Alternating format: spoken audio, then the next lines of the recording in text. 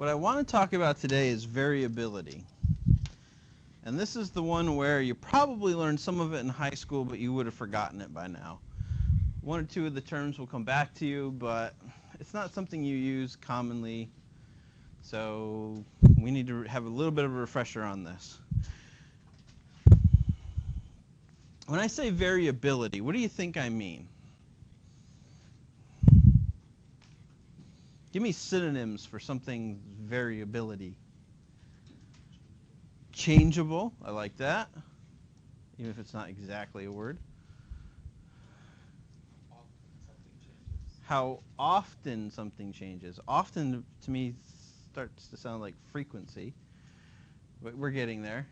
Let's stop using the word change. No more answers with the word change in it.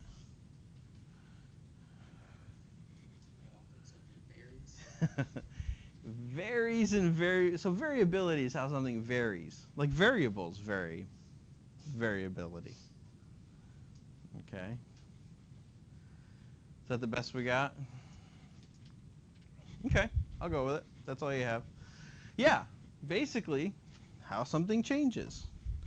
But why would we need to account for variability? Well, let's look at these two examples. The right side of the room, my right, you do A. Give me the average of A. Left side of the room, give me the average of B.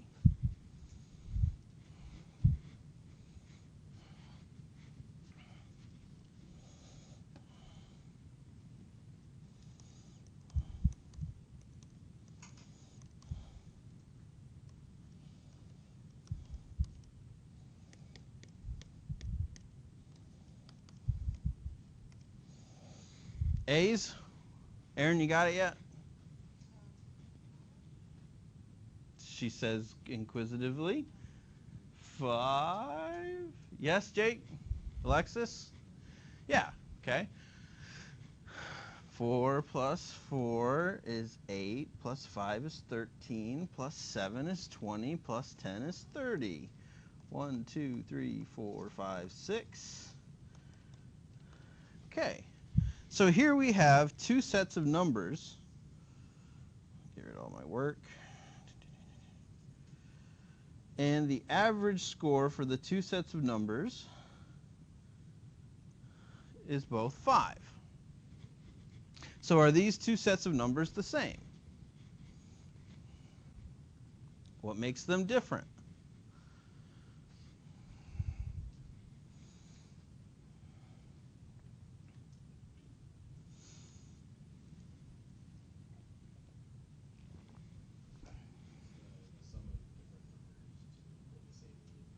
Okay, they're different numbers with the same mean. But what is it about these two that makes them look, I don't know, different?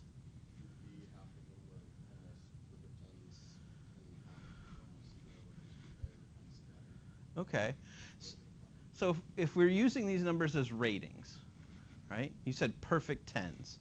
So of group B, 3 of the 6 scores are about perfect. And the other 3 are garbage. Zeros and ones. Right? So this group here has really two main categories, right? The good and the bad scores. Or the almost perfect and almost garbage scores. But if we look at group A, what is it about group A? Well, is it easy to get a perfect score in group A compared to group B? No, right? Because we only have really one score that's almost perfect. And the same thing about a failing score or a garbage score, right? We only have one of those. And with these, most of our numbers are in the middle.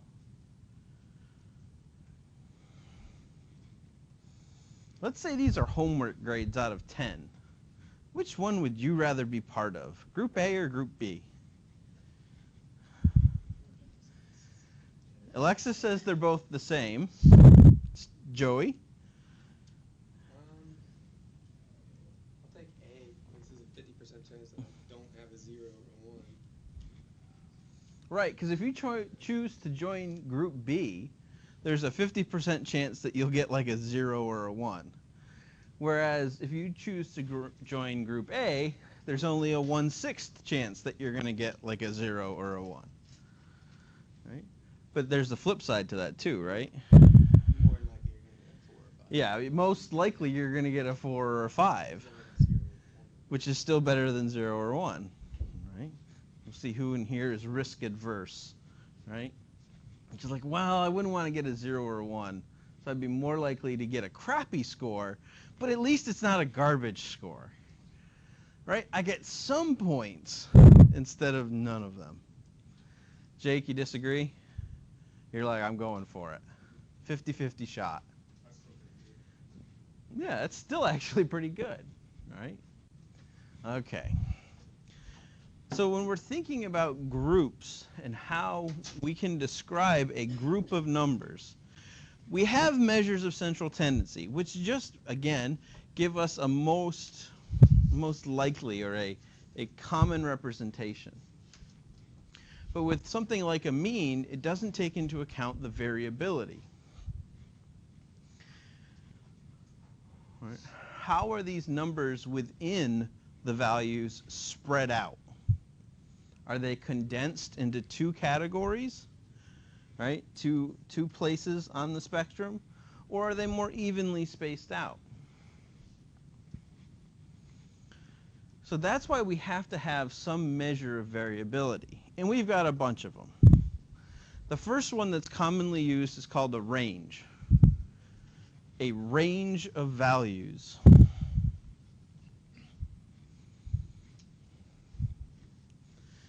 And the range is an easy number to calculate. It's the difference between the maximum value and the minimum value.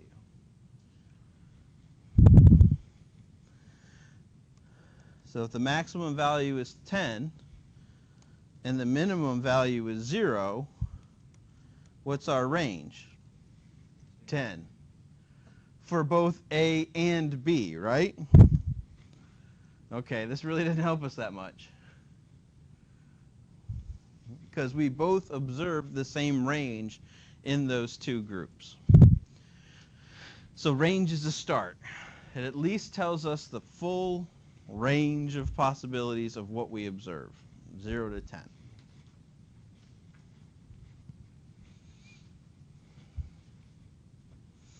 Let's just get rid of the outliers, right? Let's get rid of the extreme values. You guys like it when professors do this, right? We'll drop the lowest score. You like that, right? Because you're like, oh, I got a 0 on this because I was almost dead. Couldn't come to class. The flu got me. I'd really like you to help me out. Okay, I'll drop the lowest value. You notice professors never say, all right, I'll drop the lowest if I also get to drop the highest. Nobody's like, oh, no, the curve's something slightly different. All right, but let's just, for the sake of this argument, because I got to find a difference in the range between two groups, drop the lowest and the highest. What's the range of group A now? All right, 7 minus 4 is 3. Now what's the range of group B? 10 minus 0 is 10. Whew, finally, a way to describe to you, and we'll just ignore these. These don't exist. They go away, right? Now we can see some difference in the ranges. Okay. So we now know that range as a measure is kind of sensitive to what we call the outliers. The outliers are the ones that are most away from the group. To get rid of that outlier effect, what is commonly used for the range is most frequently you'll see the interquartile range. The interquartile range, IQR. A quartile is just a way of saying quarters.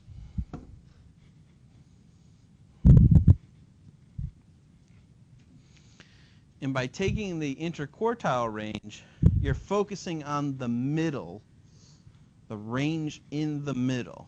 So from the 25th to the 75th percentile, which drops the lowest 25% and the highest 25%.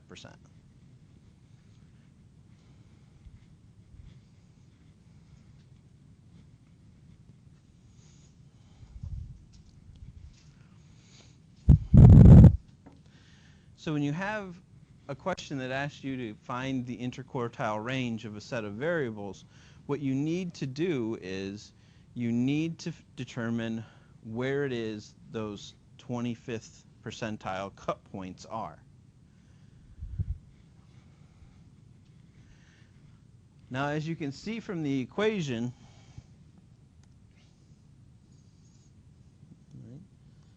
this part right here, that's where we find the quartile. It's just the fourth of the observations. So if we were to make this really simple and say we have 100 observations, where is the 25th percentile of 100 observations? At observation number 25. But this is a stats class. We can't make that easy. All right. So let's do something else. Let's say there are 83 observations. How do we take 83 observations and divide it up into quartiles? So let's say n equals 83. Figure it out. Do this in your notebooks.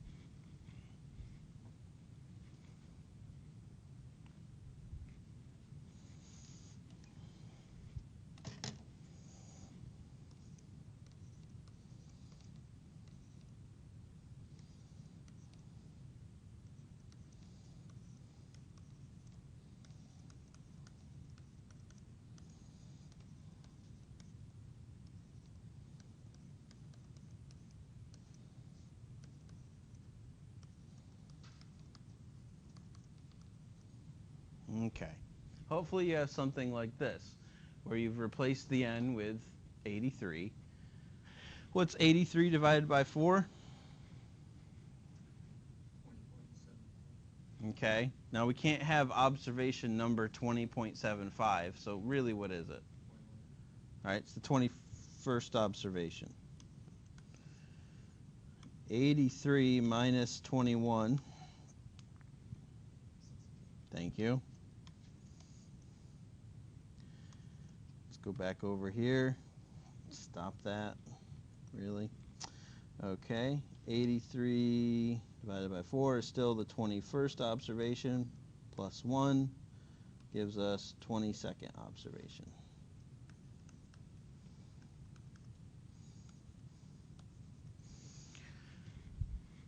So whatever our number set is, we need to go in and we need to find the 22nd observation.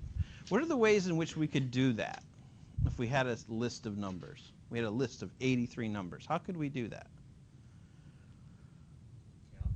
Okay, what are you counting though, Jake? Actual placeholder of the number. Okay, so you could take all of the numbers and you could, first you got to order them, right? From smallest to largest. And then you just go through and you count. What's another way that you could do this? Thinking back to one of the very first things we talked about.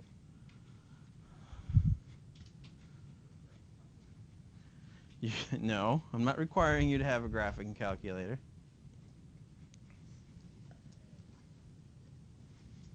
Put the information in. You could. You could put it in R.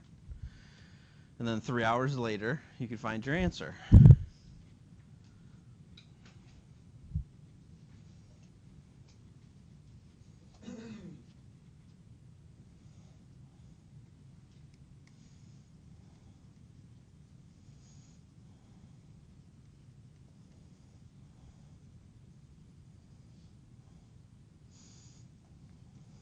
What's another way I can represent this list of numbers?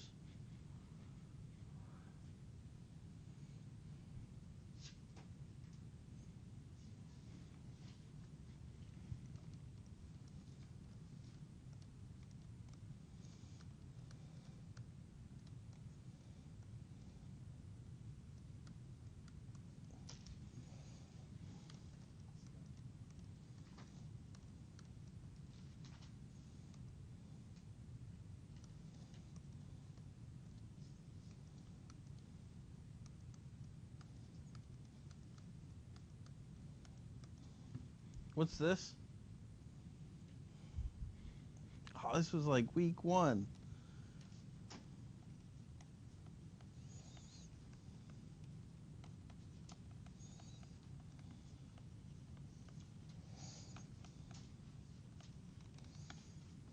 Ladies and gentlemen, how quickly we forget. This is a frequency distribution table. And because I didn't see this in class, you all will be using these in your homeworks. Right? Actually, you should, because it's the quickest way to find things like the modal category. So what's the modal number for group A? Which one? 4, right? Because it appears the most number of times. So if I had these all laid out, and I needed to find the 20, what number are we looking for? First or third? 22nd observation, I would go down through and I'd start at 0, and I'd keep adding up those numbers till I got to 22nd. Now I've got a 6 number set here, so I'm not really going to get to 22nd, but 1 and 2 and 1 and 1. You'll also, when you look back at your notes from the previous classes, whenever I ran that in Stata, it gave me the frequency, and it also gave me cumulative percentage, which is handy because then I can find the quartiles really quickly. Okay.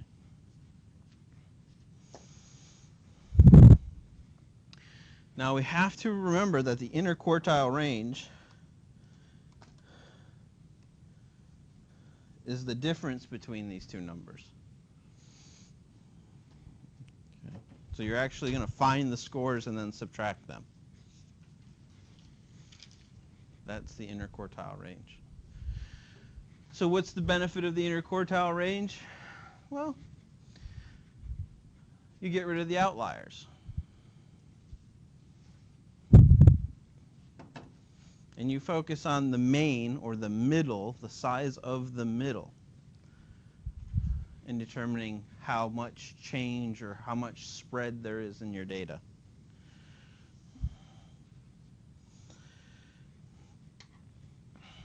This is one that's not in your book, but I want to show it to you anyways. This is known as the mean average difference, or the MAD.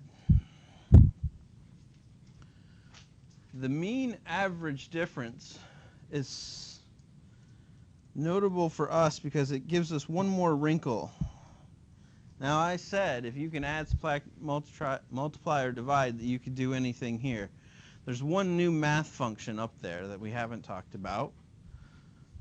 Anybody recognize it? Absolutely. Okay. So remember that when you have a number and you put these bars around it, that means you take the absolute value of that number. What is the absolute value of the number 3? 3. What is the absolute value of the number -3? 3. So what this does is it takes away the negative sign. So if you were to figure out the average difference, and it turns out that you're more negative than you are positive, you take the absolute value of that. Okay. So you would still do, to figure this equation out, to put bucket on the floor, what's our first step? Right? If we're going to take this equation and we're going to break it down into its components. What's the first thing we need to do? Okay, the first thing we need to do is find the average of x. Okay, so we got to find that. So first thing we're going to do is we're going to write down our x's, and then we're going to find x bar.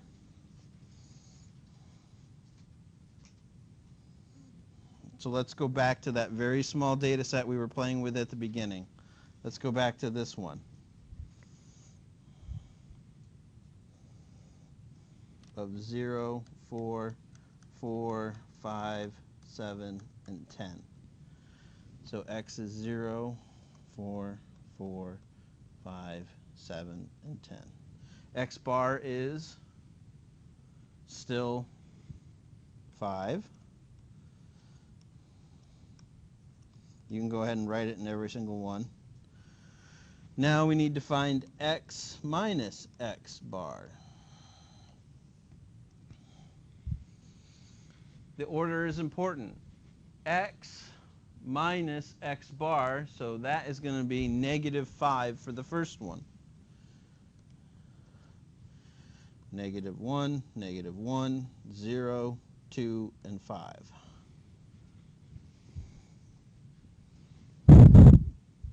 Now let's take a look at this for 1 second.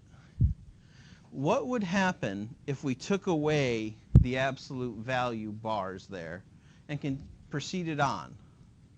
What would the sum of all the differences be if we didn't take the absolute value? It would be 0, right? Why is that?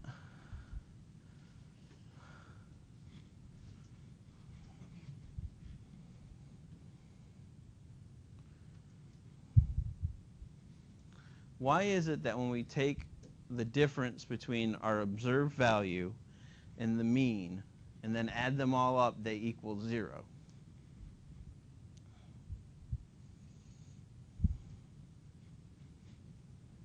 Is it some sort of magic trick? Yeah, because it's the average. We shouldn't have, in the end, we shouldn't have like a leftover difference, right? It should be 0. If that 5 is really the average of all the numbers, then we're taking into account all of the differences among the numbers. There shouldn't be any differences.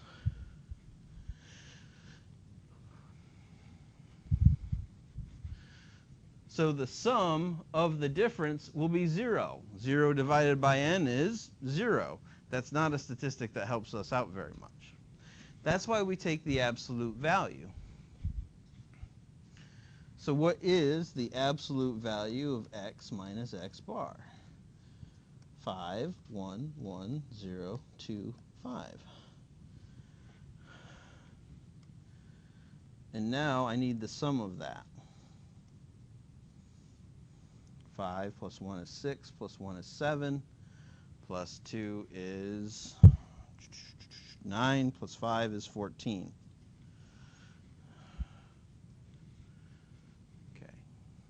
The mean average difference. I got 14, I have to divide it by n. So the mean average difference equals 14 divided by my n, 1, 2, 3, 4, 5, 6. 14 divided by 6 is what?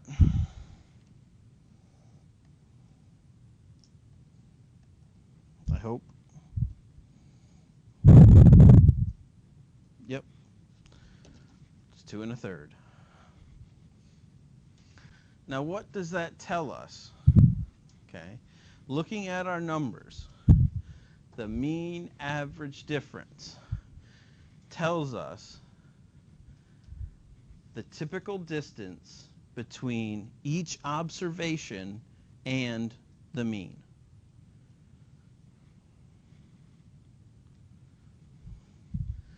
Now we have a range of values from 0 to 10. And in this example, the range was 10, right? Because, again, highest minus lowest, 10. The mean average difference for this set is 2.3. What do you think, again, remember we used set A. what do you think the mean average difference would be for set B? Would it be greater or smaller, and why?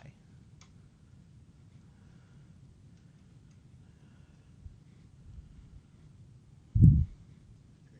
Why would it be greater, Joey? Because the difference between the mean and the numbers are greater.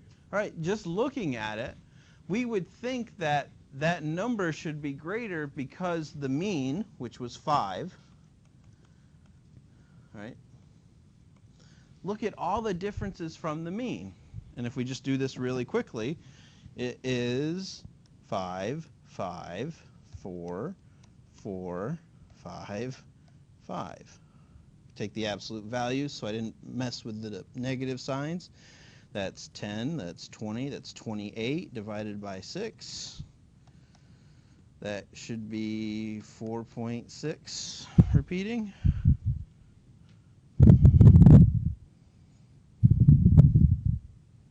Yeah. So this group had an MAD equal to 2.3. This one had a mean average difference of 4.6. Okay. What does that tell us? Well, it tells us that there are more outliers in the second set than in the first set because you get more further away from the mean. Does that make sense to everybody? Does anybody think this is so blazingly simple that I'm treating you like idiots? Because I'm okay with that. Okay. It's called something else besides MAD. No, it's the mean average difference. All right. Most people don't use that. I wanted to show it to you because, again, once you start feeling the intuitiveness behind numbers, right? If I can get you to sort of understand what it is that we're trying to measure different things.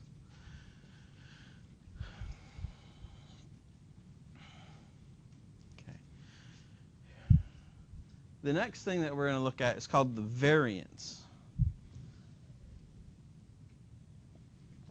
Now, as an equation, this should not be scary. There's nothing here that you can't do. Variance is typically represented by an S. I don't know why it's not represented as a V. It's represented as an S. And to make it even worse, it's S squared. I'm sorry. I didn't start this. The whole numbers is letters and letters is numbers thing, totally not my design. Again, can't really tell you why it's like this. It gets worse when I change that S into a sigma. And it's not the sigma that you've already seen, it's a different sigma. It's a little sigma. All right. S squared, variance, equals, as a fraction, the sum of the difference, mean difference squared, divided by n minus 1.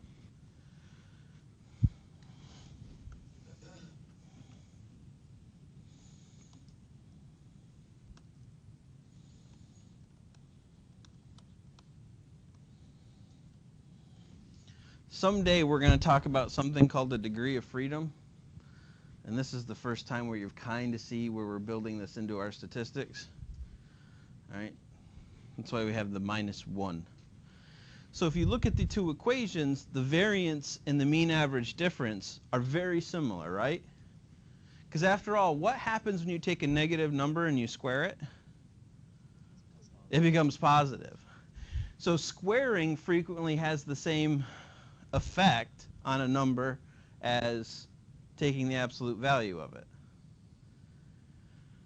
And then when you notice that, and then you also notice that we're not actually computing S, we're computing S squared, you're like, something's going to happen with that. We'll get there in a minute. All right, so the variance, sum of x minus x bar squared divided by n minus 1.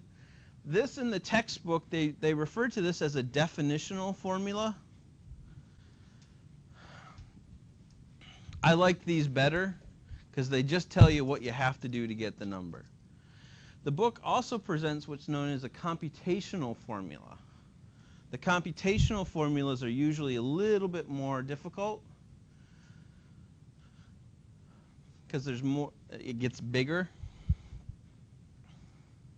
When you're reading the chapter, it'll walk you through the computational formula. Feel free to look at it, but I don't want you to try to memorize that one. Right? It's going to be hard enough recognizing these ones when I give them to you. Okay. So how would we compute the variance? Well, we would do this the same way as we did before. So we had in our, we had 0, help me again, 0, 4, 4, 5, 7, 10. Okay. So we're going to create a little table here. I have to tell my computer not to let my hand be an input device. Okay, so x is 0, 4, 4, 5, 7, 10. X bar, we already know, 5, 5, 5, 5, 5, 5. X minus x bar, minus 5, minus 1, 0, 2, and 5. X minus x bar squared, 25, sorry, 1, 1. 0 squared is still 0, 2 squared is 4, 5 squared is 25. And I need the sum of that, so I'll do the summation. 54, 55, 56. All right, so let's find a nice space to write this out. I got 56 over n minus 1. What's my n? 6. So 6 minus 1. 56 divided by 5 is 11.2. Yes? Okay. So the variance of group A is 11.2. That's how you write an answer in a sentence. You've told me what the statistic is, you told me where the number came from, and you told me what the answer is. So when I'm grading, all I have to do is read the last answer, or read the last sentence. And then when the number's wrong, I go back and figure out where you screwed up. Okay. But you're going to make it a little nicer than this because you're not writing on a computer screen that thinks your hand is a page turner. Okay. Let's compute the variance for the other set of numbers. Okay. Because we did this one, the variance was 11.2. You guys get started on the next set while I clean this up.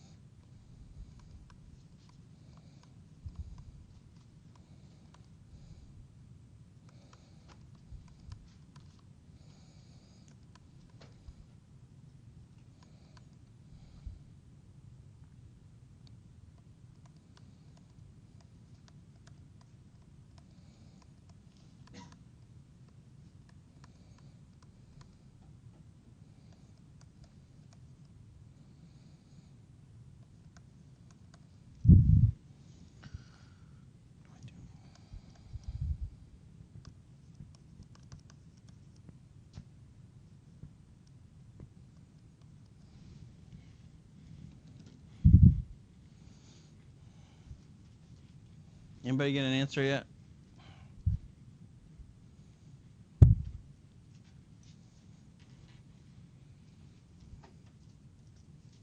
Oh, n minus 1. Every time. Every time.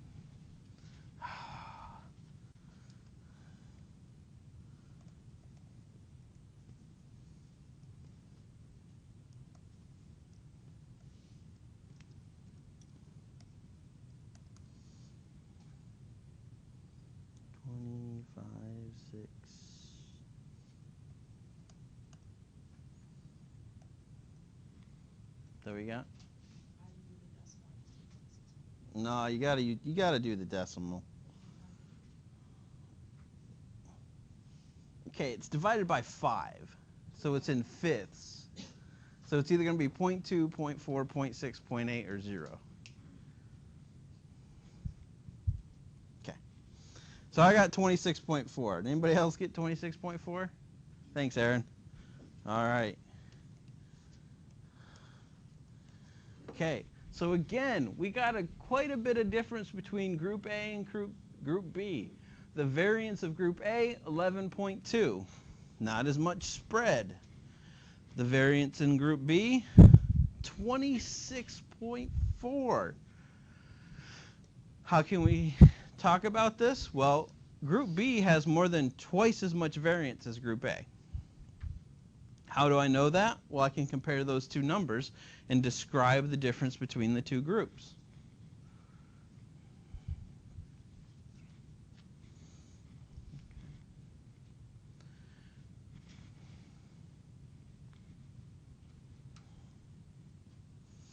That description, you'll notice, also holds true for the mean average difference, right? It's about twice as much. Okay.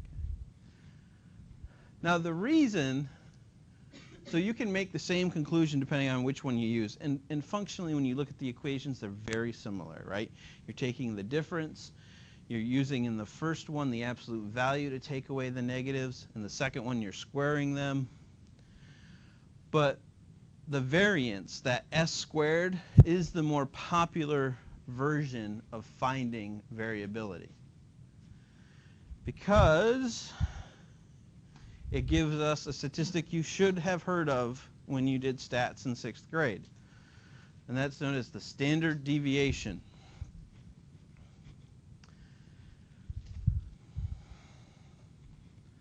The standard deviation of a number is just the square root of its variance.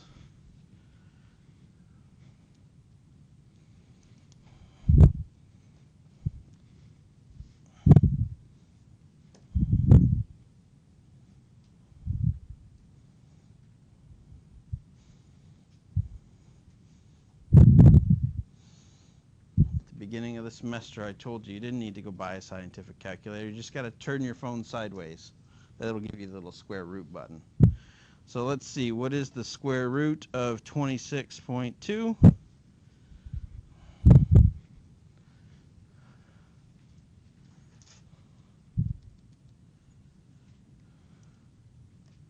Oh, that was supposed to be 0.4. Come on, guys, you got to watch me. S equals 5.14. And clear the square root of 11.2 is 3.35.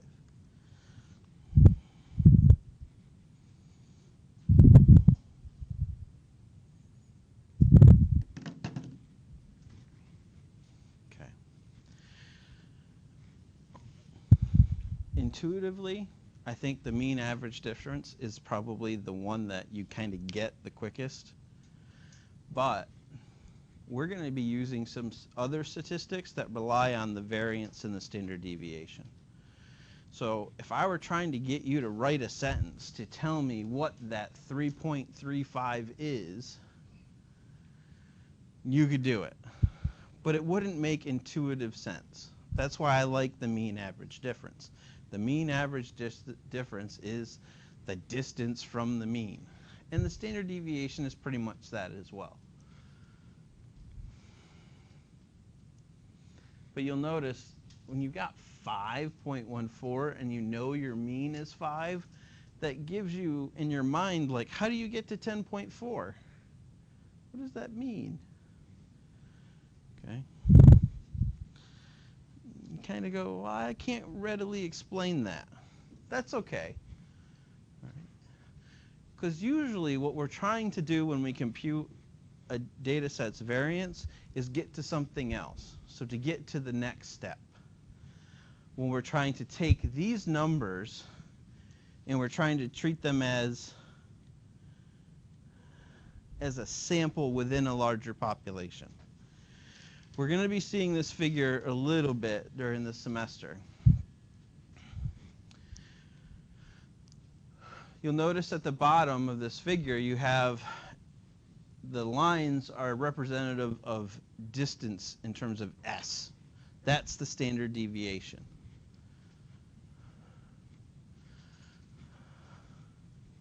So this is one standard deviation away.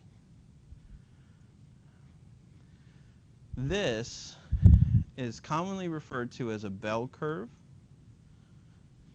When you say, I want a curve, will you curve my grades? This is what you're really asking for. But because chances are you didn't take statistics, you don't know that that's a bad thing. That curving your grades would actually be bad for you. What you're asking for when you ask a professor to curve a grade is give me free points, right? And I've done that in POLI 201, right? I look to see what the highest score is. It's like a 94. All right, I'll give everybody 4 points. Or no, 6 points. 94, yeah, math hard. All right, I'll give you all 6 points. That way the person who got the highest score still has the highest score, but everybody just gets bumped up a little bit, and you feel good. And you like me again. Because you didn't like me when I gave you your exams back, and then I'm like, hey, 6 points. And you're like, hey, that Woody's a good guy.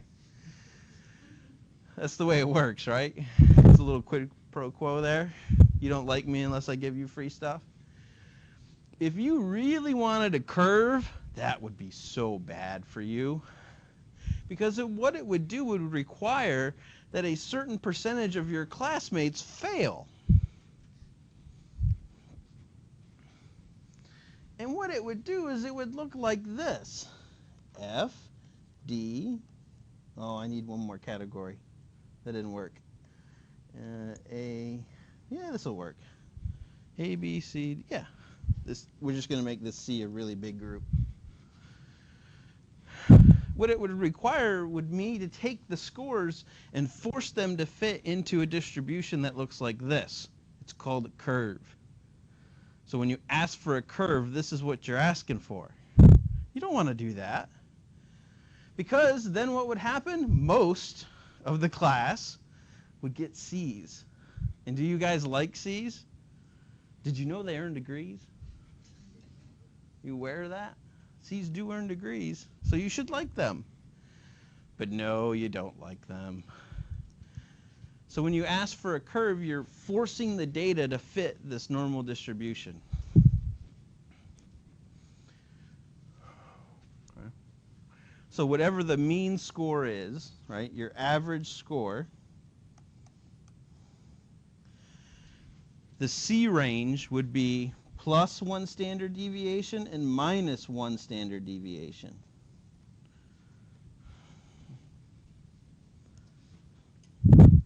Now my 0 to 10 example doesn't really make this work too well, because when you add a standard deviation to 5, you get 10. When you subtract a standard deviation, right? This is where I really need that 100-point scale to prove this point to you. But look how rare A's are. A's are like plus 2 standard deviations. And if you look at the area in the A area, that's kind of small. That's really small. This is like 98th percentile. So like one person in a 50-person class would get an A. Now the good side is only one person would fail, but chances are what happens is most people's grades actually go down to the C when you standardize a test. If any of you have law school aspirations, when we talk about the LSAT is a standardized test, not because everybody takes the same test at the same time, but because the scores fit a standardized distribution that range from 120 to 180. It's really, really hard to get a top score. Why? Because they've made that area of the curve really small. Now you're comforted by the fact that you have more than 5 categories, right? Because 120 to 180, that's 61 different categories. So that's why you're okay with a 178 instead of a 180. But there still aren't many of those. So the scores are standardized, not the test. That's why it's called, right, a curve. You don't want the curve. The curve is bad. Okay. We're going to use this curve because we have to remember that the numbers we have are always a sample, and we're trying to relate our sample to the population.